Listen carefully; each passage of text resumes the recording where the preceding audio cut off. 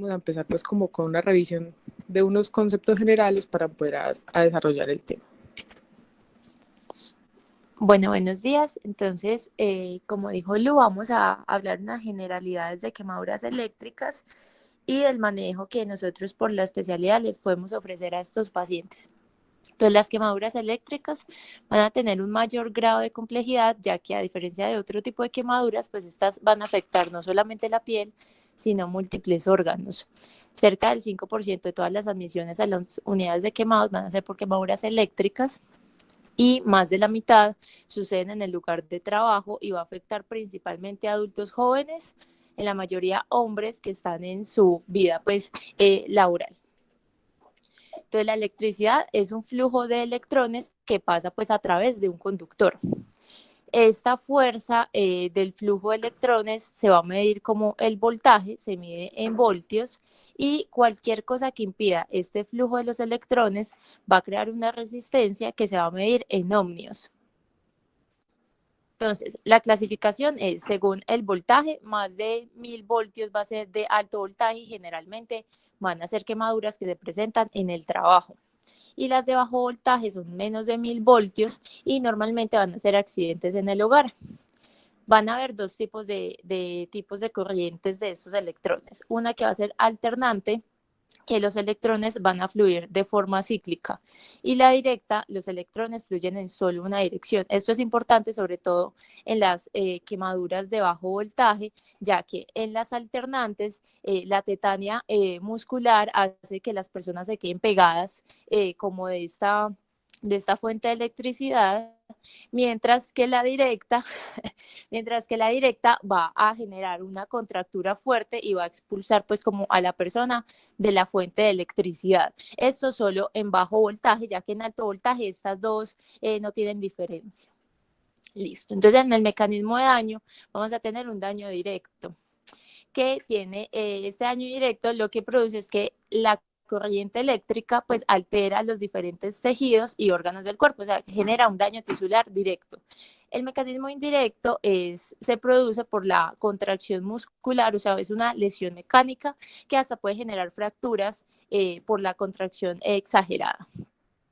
Tenemos que tener en cuenta que la energía eléctrica se transforma en energía térmica. Ahorita vamos a ver en qué momentos sucede esto. Y la severidad de las lesiones de los pacientes va a estar determinada por el voltaje, que ya sabemos que es alto y bajo voltaje, por la corriente, que dijimos que es alternante o directa, y la duración del contacto, la resistencia al punto de contacto y la susceptibilidad individual. Entonces, bueno, entonces hablando de la resistencia, sabemos que a mayor resistencia de los tejidos, pues la electricidad tiende a transformarse en energía térmica antes de ser conducida, o sea que genera calor, quema. Entonces, los tejidos que tienen menor resistencia van a ser los que tienen agua, electrolitos, que van a ser los músculos, los nervios, los vasos, y van a ser buenos conductores. En resistencia intermedia va a estar la piel, que siendo una piel húmeda produce solo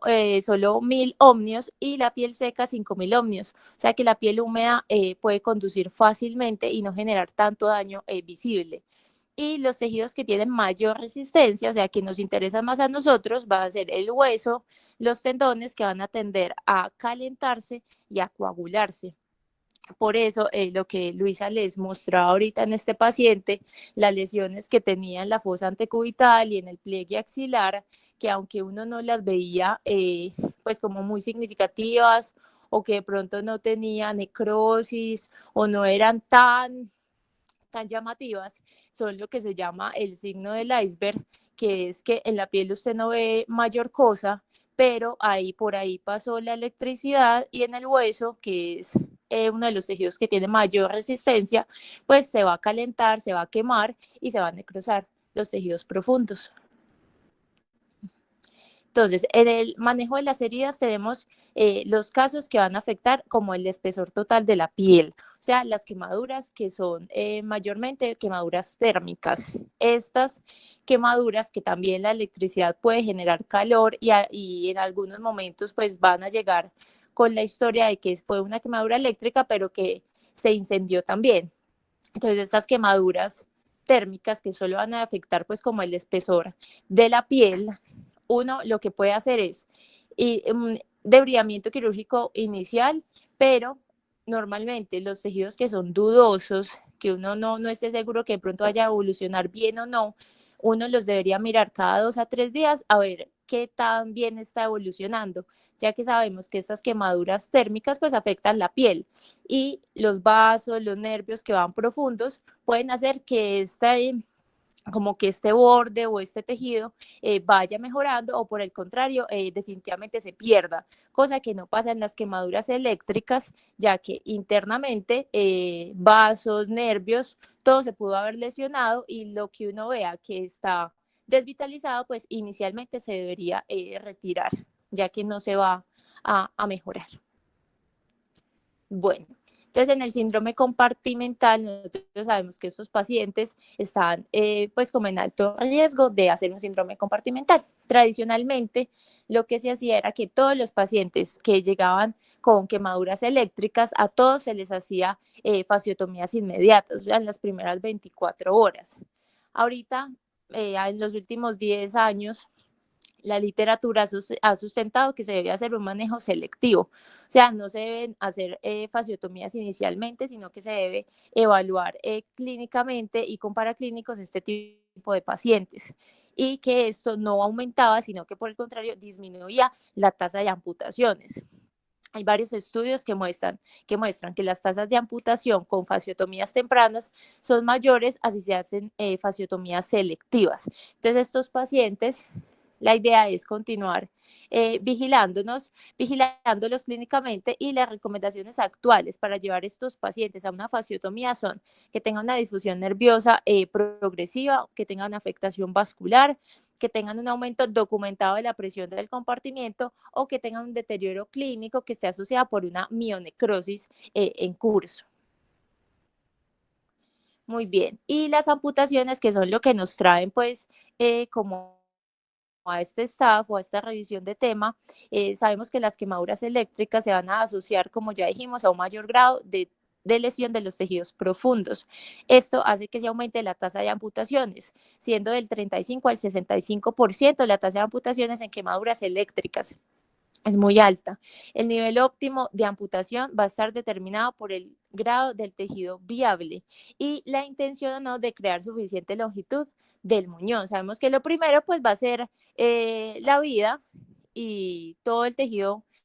necrótico desvitalizado ha de retirarse en la primera cirugía. El 68% va a ser en miembros superiores, la mano dominante es la que con frecuencia se lesiona, como vimos en este caso, y el 50% de todas estas lesiones van a resultar en amputación de la extremidad superior. El 80% de las amputaciones las vamos a hacer por tejidos inviables y el 20% van a ser por focos sépticos posteriores. Entonces, ya Luisa nos va a ampliar el tema de cuándo amputar.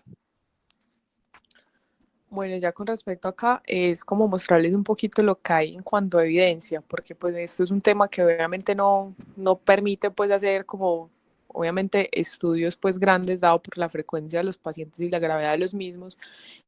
y todo lo que hay pues al respecto de la literatura está basado pues en series de casos, son estudios observacionales que se hacen en los centros pues de quemados de forma retrospectiva, entonces esa es como la evidencia que hay, pero pues como lo ideal de lo que vamos a hacer es mostrar como con eso, guiar un poquito pues como el manejo de estos pacientes y intentar resolver pues como algunas dudas. Entonces lo primero pues como para mostrarles acá es que el paciente que tiene una quemadura eléctrica es per se ya un paciente que es un predictor ya de amputación. O sea, no quiere decir que todos los pacientes quemados eléctricos se vayan a amputar, no, pero generalmente las quemaduras eléctricas ya sabemos que tienen, como acabo de mencionar, Vi, tienen un alto porcentaje de terminar amputados, sobre todo pues como cuando son de alto voltaje. Y lo que muestro acá en este cuadrito, que es un estudio que está referenciado ahí, es un estudio que se hizo, un estudio retrospectivo que se hizo en un centro de quemados en Chile, donde se siguieron los pacientes durante 3 años y los comparaban en, en el análisis. Ellos pues obviamente miraron variables demográficas de desenlaces pues y de tratamiento, y lo que ellos se dan cuenta es que comparando las quemaduras eléctricas con otro tipo de quemaduras en en pacientes que eran grandes quemados, manejados como grandes quemados, los quemados eléctricos tenían un riesgo de amputación pues con un OR de 13, pues o sea, un riesgo muchísimo más elevado en comparación con otras quemaduras. Y esto es muy importante tenerlo en cuenta porque enfrentándonos a estos pacientes ya de entrada uno tiene que pensar que el tratamiento pues como la amputación como manejo puede ser pues como dentro de las primeras opciones, incluso desde la primera valoración. Les traigo pues acá esta fotico, así como el primer paciente que vimos que tuvimos acá en el servicio, y es que muchas veces las lesiones externas, aunque pueden ser muy evidentes, no nos dejan ver cuál es el verdadero compromiso, pues como de los tejidos profundos de la extremidad, y pueden pasar varios hasta días hasta que la necrosis se pueda delimitar y saber pues directamente hasta dónde deberíamos amputar. Si esto sucede, pues lo ideal sería, si no se hizo una amputación desde el principio, como se hizo en este paciente que se sabía que había más tejido desvitalizado, es lo que se hace, que es como la marca de la corriente, que es lo que tiene este paciente, que se le hizo pues como el desbridamiento y la apertura de la escara para mirar el tejido necrótico cómo se comporta para poder después llevar a amputar, que en este caso, como vimos, es una quemadura de toda la extremidad. Si tiene quemaduras externas, pues uno presume que los tejidos profundos están en peor estado y termina pues desarticulado como en este caso. En cuanto hay otras cosas con referencia a esto, y es que los pacientes no tienen, o sea, no, la correlación de la grave de la lesión externa, incluso de la superficie corporal quemada, y el grado pues de la quemadura no se correlacionan directamente con un riesgo de amputación. Esto es muy importante. Esto también es un estudio, es un estudio pues observacional que se hizo en 2003 en Turquía. Recogieron durante más de 10 años hasta 1.144 pacientes, y lo que ellos simplemente hicieron fue pues, observar como las variables entre los pacientes con quemaduras eléctricas, y se dan cuenta que incluso pacientes que tenían quemaduras de tercer grado o grandes superficies corporales quemadas no tenían pues como más riesgo de amputación, o incluso al contrario, pacientes que podían tener pues quemaduras, pues superficies corporal quemada pues menor, o sea, lesiones en piel más pequeñas, pero igual terminaban amputados. Entonces no hay como una correlación directa y no es como un indicador fiable de lo que nos podamos guiar en cuanto a las quemaduras eléctricas, que sí se puede dar en otro tipo de quemaduras. En cuanto al tiempo, obviamente no hay un estudio directo que nos diga en qué momento debemos amputar a estos pacientes. Obviamente esto está guiado por la clínica, pudiese ser desde el ingreso, puede ser en las primeras 48 horas. Sin embargo, traigo acá este cuadrito de este estudio, que también pues es un estudio retrospectivo que se hizo en 82 pacientes en China, en un centro grande de quemados, donde lo que ellos dieron en cuanto a las variables que querían mirar y sus variables demográficas y variables de desenlaces, y lo único que se dieron cuenta en cuanto a los pacientes grandes quemados, comparando las quemaduras eléctricas con amputados por quemaduras eléctricas con otras amputaciones, es que se amputaban más rápido. Y amputaban más rápido, como podemos ver, era ahí pues en 7 días, obviamente, y los otros podían pasar hasta más de 2 semanas sin amputarse. ¿Por qué? Porque la causa de la amputación en la quemadura eléctrica era por el daño directo que se hace, está establecido desde el ingreso. Incluso si cuando uno pues como lee directamente todas pues los tiempos del artículo, los pacientes eran amputados casi todos en la primera semana, y los que se pasaban de la primera semana por quemaduras eléctricas y eran amputados después eran por procesos infecciosos. Mientras que en otras quemaduras los pacientes se amputaban, aparte que se amputaban muchísimo menos, se amputaban por otras causas directas y no por la anoxia inicial que se hacía al daño, sino más que todo después cuando el tejido pues desvitalizado o aumentado, el paciente terminaba infectado. Entonces esto es un mensaje para también tener en cuenta que estos pacientes se deben amputar pues como más tempranamente, que lo que les va a mejorar pues obviamente un poquito el pronóstico, y sabemos como lo que ya nos explicó Vivi, por la fisiopatología y por cómo se hacen las lesiones, el daño está establecido desde el inicio, no va a mejorar, esto no es una quemadura que mejore, los tejidos no se van a, pues no, lo que ya está desvitalizado está y se debería quitar pues como dentro de lo posible, hacer pues como el retiro del tejido necrótico desde la primera cirugía. En cuanto al nivel, esto es muy importante, las quemaduras como tal de alto voltaje, de aquí comparaban pues quemaduras, el manejo de las quemaduras y comparaban alto y bajo voltaje en las quemaduras eléctricas. Y uno acá puede ver lo que en esta revisión, pues que también tenía más de 500 pacientes y también era pues una revisión, una serie de casos que se tomó de forma retrospectiva en China. Y lo que ellos veían era que los pacientes que tenían quemaduras de alto voltaje tenían siempre niveles de amputación mucho más altos, sobre todo los miembros superiores, que es donde más se queman los pacientes, pues por el tipo de la lesión que se produce. Entonces, eso también es importante tenerlo en cuenta, saber que de entrada el paciente que tiene una quemadura eléctrica grave, que generalmente son por altos voltajes, que es como el paciente que presenté al principio en el caso clínico, es un paciente que obviamente está clínicamente grave, va a requerir niveles de amputación mucho más altos, ¿cierto? Que en las quemaduras de bajo voltaje, que generalmente son, por ejemplo, los dedos o hasta la muñeca. Acá generalmente se parte, casi siempre requieren amputaciones que van desde el antebrazo e incluso de entrada, pues con la desarticulación de la extremidad, si vemos que la quemadura fue muy grave, ¿cierto? Y el voltaje fue mucho y tiene pues como la quemadura en otras partes del cuerpo. Entonces esto es muy importante tenerlo en cuenta porque de entrada uno tendría que ir pensando que a estos pacientes hay que hacerles pues como un tratamiento de una amputación mucho más alta para tratar de mejorarles también pues como el estado clínico y la sobrevida y tratar de que no tengan peores desenlaces en la extremidad o se infecten. Entonces, digamos que como indicaciones claras de entrada de amputación, como podemos ver, es paciente que tenga una lesión vascular no reparable, ¿cierto? El paciente ya tiene una trombosis pues, de la arteria a la vena y obviamente tiene tejido y eso habla de que alrededor todos los tejidos están desvitalizados por el tipo de daño, pues el paciente tiene una extremidad no viable y se debería amputar, al igual que al tener daño, pues un daño neurológico extenso y irreversible, que también esto nos habla de que todos los tejidos alrededor están desvitalizados. Como hay también cuando hay tejido necrótico evidente, eso no tiene pues como duda alguna, todo lo que uno vea necrótico evidente pues que ya está perdido también se debe obviamente retirar. Y en cuanto al compromiso sistémico severo, un paciente que está grave, pero ya como consecuencia de la mielonecrosis extensa, también podría tener algunos criterios para uno guiarse, pero esto pues ya les voy a explicar más o menos de qué se trata más adelante, pero lo tengo ahí porque también puede ser una forma de uno indicarse cuando el paciente probablemente va a requerir una amputación. Entonces acá como mensaje es lo que ya se ha repetido y es que el daño tisular en los quemados eléctricos está establecido desde el inicio,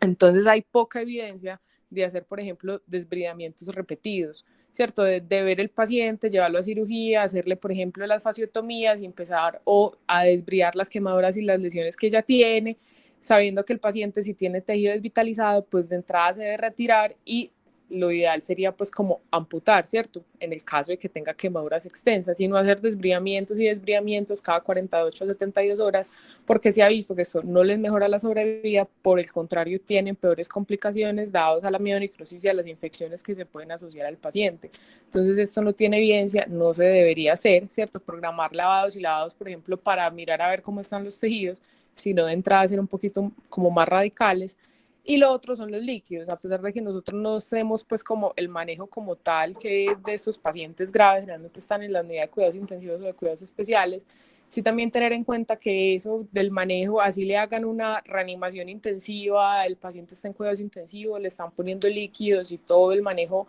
adicional que se le puede hacer a un paciente quemado, esto no va a mejorar el pronóstico, ¿cierto? No es como que hoy lo vimos y entonces vemos que está como con tejido necrótico, pero entonces vamos a ver cómo está pasado mañana, de pronto está mejor, o como pasa, por ejemplo, en las quemaduras por llama, que eso puede pasar con la reanimación, en este caso eso no aplica, el paciente no le van a mejorar los tejidos y por el contrario cada vez va a estar un poquito más comprometido en su parte sistémica.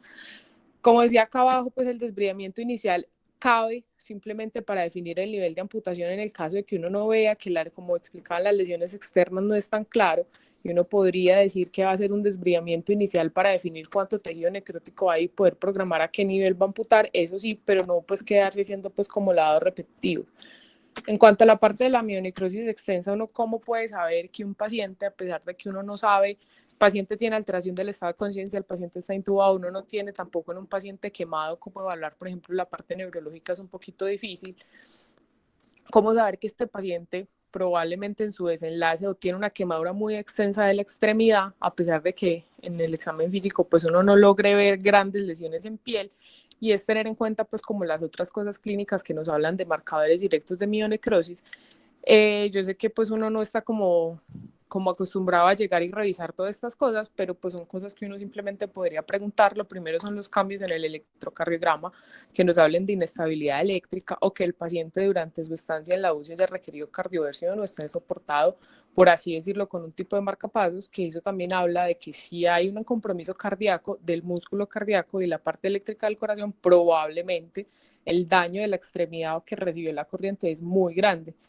Lo otro es una mioglobinuria extensa, que obviamente es un marcador directo, la disfunción renal y no tanto pues por la mioglobinuria, sino porque hacen una nefritis intersticiales directas, eso habla de que también el daño fue muy grande, o el paciente que se está infectando, pues que también se infectan tempranamente y eso también nos puede estar hablando de que el paciente tiene pues como una lesión muchísimo más grave. Y eso también uno podría al menos saber que si el paciente está en estas condiciones va a requerir pues como un tratamiento o el desviamiento va a ser más extenso, lo que nos vamos a encontrar pues es un poquito más grave en la extremidad. Y en cuanto a marcadores ya directamente que nos hablen de amputación, lo único que pues sabemos todos, el seguimiento que uno le puede hacer a la CPK, sin embargo la CPK al ser un marcador de daño directo muscular, no hay un valor determinado que indique riesgo de amputación. Se ha visto que hay pacientes con 30.000 de CPK que pueden ser amputados y otros con 150.000 y no necesiten amputación. Es muy variable, es errática, no se sabe tampoco cuál es el día pico para uno decidir que el paciente en este momento está más grave. Se debe hacer obviamente pasar el seguimiento y cómo se está depurando pues como la muerte muscular, pero no es tan claro y no es un marcador que ayude mucho, pero sí se sabe en este momento, a pesar de que los estudios no son muy buenos, de que la CKMB, o sea, la fracción MB de la CPK,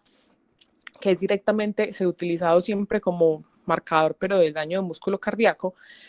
se ha relacionado con el riesgo de amputación, ¿cierto? En los primeros 3 días en este estudio que está ahí referenciado, me dieron pues pacientes durante 17 años en China, pues como en un hospital militar, y lo que ellos se dan cuenta es que la fracción MB, obviamente mirada pues con los CPK en los primeros 3 días, cuando alcanzaba niveles muy altos, o sea, por encima de 80, esos pacientes se amputaban más, muchísimo más que los pacientes que tenían CPK, pues fracciones MB normales o bajas. ¿Por qué? Porque la misma relación que tiene el paso de corriente con las actuaciones eléctricas y el daño miocárdico. Entonces se veía que tenían lesiones más graves y probablemente iban a terminar amputados. Obviamente uno no pide pues ese tipo de marcadores, pero si uno ve que esto lo están midiendo, por ejemplo, en la unidad de cuidados intensivos, también nos puede ayudar un poquito a saber que este paciente tiene un daño muscular o un daño en la extremidad muchísimo más grande.